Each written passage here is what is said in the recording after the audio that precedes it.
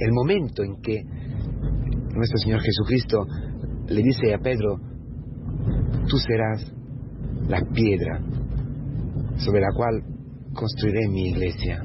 Lo dice un minuto antes de que Pedro se enfade, murmure y se revele al camino hacia la cruz, hacia el misterio pascual de su Señor, del que le había elegido. El Señor lo sabía perfectamente. El Señor sabía que Pedro lo hubiera traicionado. El Señor llama a Pedro Satanás. Tú piensas según el mundo, según los hombres, pero lo ha elegido. Pero le ha dicho que será la piedra, la cátedra, que preside la caridad, que enseña a toda la iglesia y a todo el mundo, enseña, indica, instruye, testimonia, anuncia a Cristo Jesús. Un traidor, un apóstata, mezquino si quieres, el más cerca de Cristo que, frente a la muerte, escapa. Pedro no se conocía.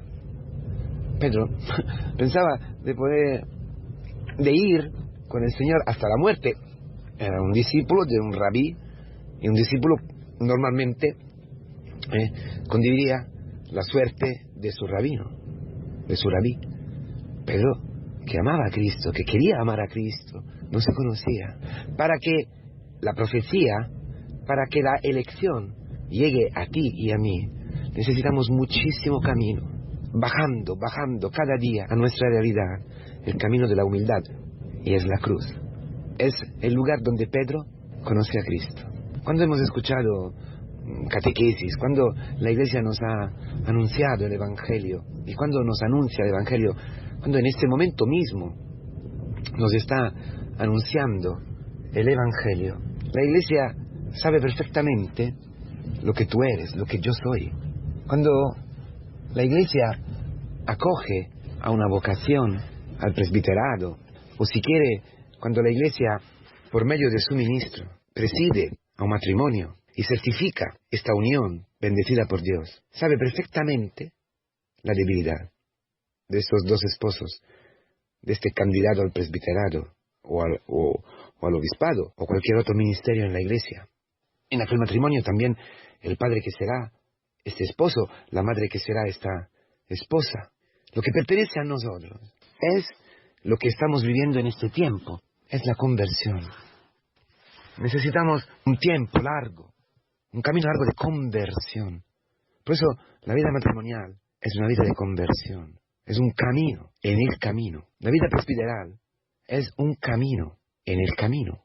La vida de un padre, de una madre, de una monja, de un catequista, la vida de una familia, la vida de un abuelo, de una abuela, la vida de una persona anciana, enferma, la vida de una persona soltera que vive soltera y punto, por la historia, por lo que sea, es un camino en el camino, un camino de conversión diario para bajar.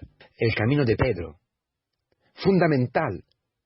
Pedro ha tenido que experimentar lo que había en su corazón para entender perfectamente lo que el Señor le había dicho. Dichoso Pedro, o mejor, dichoso Simón, Bar Yoná, hijo de Joná, porque ni la carne ni la sangre te lo han revelado, a mi Dios, a mi Padre, que está en el cielo. Porque Pedro, por inspiración divina, por una gracia especial del cielo, por la elección que pesaba sobre él,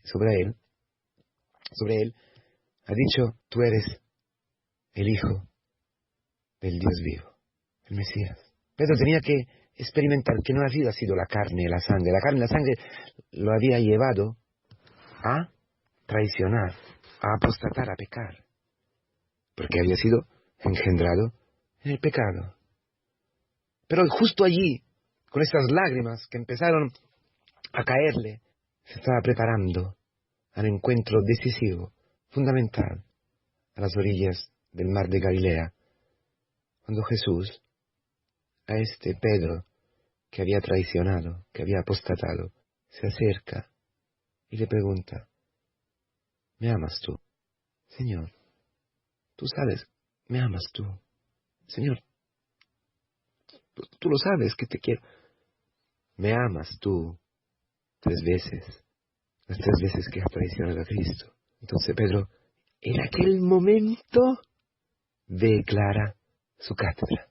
Declaro el amor que Dios le ha tenido. El amor infinito que le ha tenido Cristo. Ella se abandona totalmente. Ya entiende que lo que había dicho era un don, era una gracia, que había prevenido, había acompañado y había acogido, estaba acogiendo en aquel momento su vida, su pobreza, su debilidad. Tú sabes todo, Señor. Ella no dice nada. Tú sabes, Señor. Tú sabes quién soy. Allí, al fondo de sí mismo, ha encontrado el amor. El mismo amor que le había confiado quién era el Señor. Allí lo conoce. Allí conoce que es verdadero, que es verdad.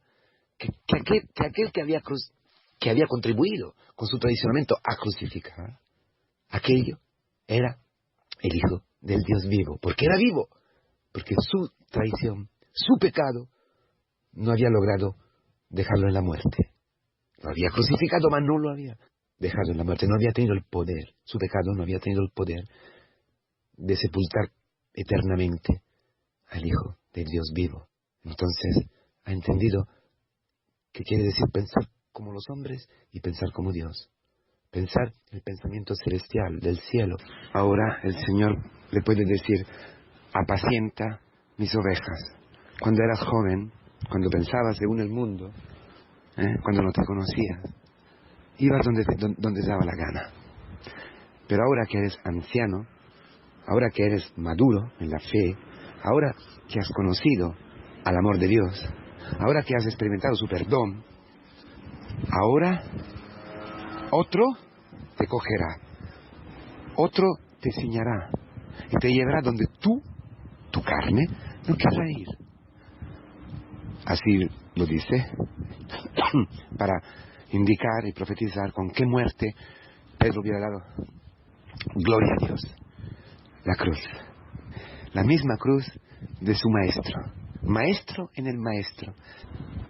Un apóstol crucificado, entrando cada día donde la carne no quiere, en esta relación, en esta humillación, en esta dificultad, en esta enfermedad, crucificados para enseñar al mundo que existe el cielo, que Cristo ha perdonado todos los pecados.